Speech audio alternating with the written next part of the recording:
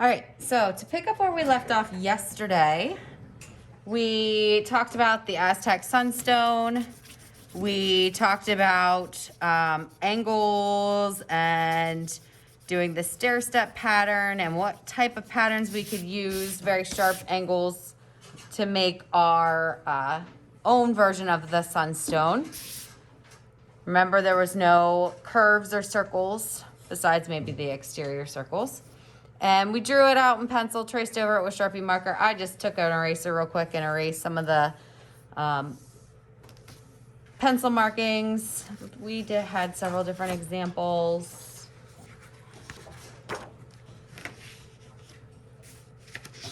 Some better than others.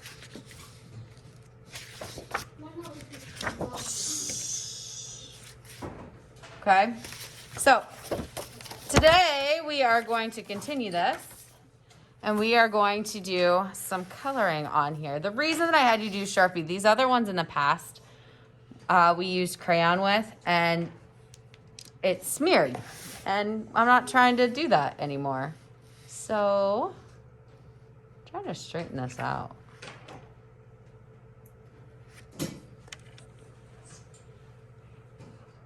Okay. When we think of sun or fire, there is a color scheme that is immediately brought to mind. Can anybody tell me, when you think of sun or fire, what color scheme we would think of? Yellow and red.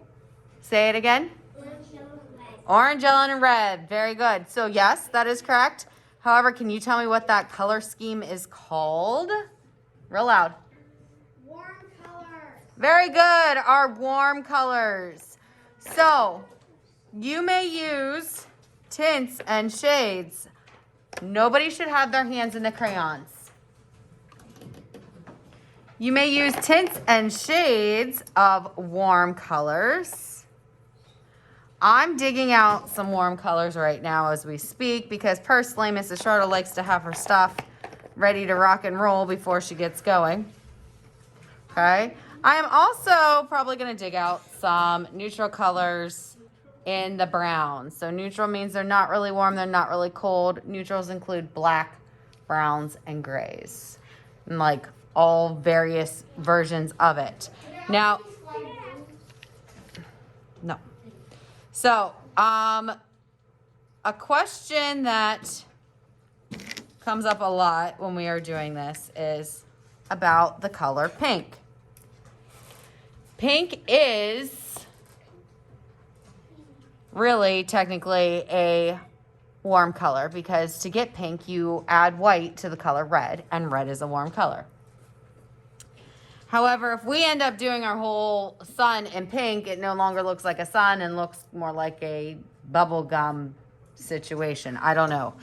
So if you use pink, you are limited to 2 rings of pattern. And when I say rings of pattern, I mean either I could do all these triangles here pink all the way around, or maybe I do all these rectangles here, pink, all the way around. And that would be 2, and that's it. I'm done with pink. All forms of it. Okay? So,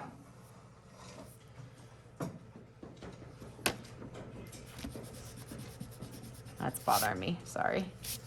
You know what else is bothering me? He looks like a trout.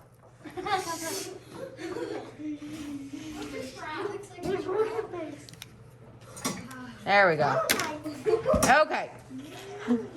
So I am going to, Mrs. Turtle, like I said, pulls out her crayons ahead of time. I'm going to zoom in on this for you guys. We are going to go over power coloring, which as you get older, I'll refer to it as cross hatching, but when you're real young, I don't really stop you when you're in like kindergarten and first grade. A lot of times you will dark outline an area and then lightly color it in. And honestly, when you're in kindergarten, first grade, as long as you're staying in the lines, I'm pretty happy with it. But you guys are in 2nd grade. You're almost in 3rd grade. So we're going to learn what is called, I refer to it as power coloring. But really what it is pushing hard on your crayon, getting a lot of wax on the paper. Is everybody watching?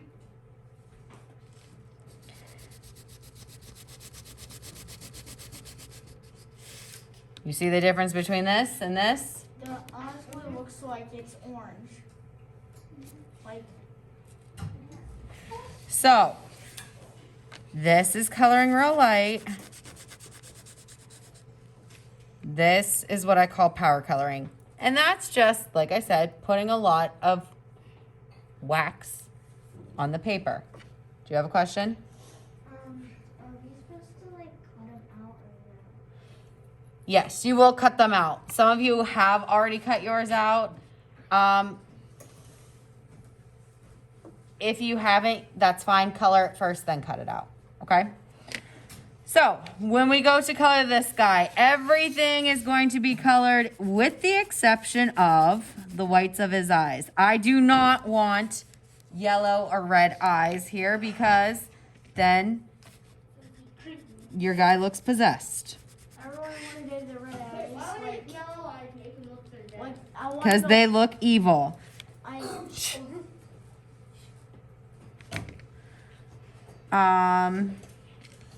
So, oops, no, that's a peach. I don't actually want to use that. Making sure that I am pressing hard on my crayon. Okay, I should say 2 parts can be white. If you have teeth, you can leave those white too. You're gonna wanna leave the eyes white. Ooh, this brown makes it look like antiqued.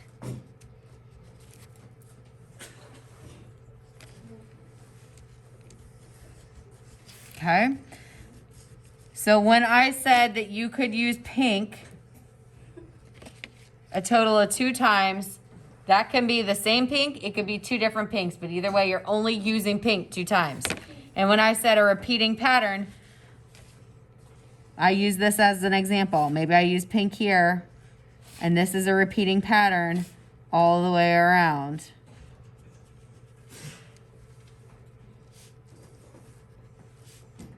The question is always raised about this guy right here,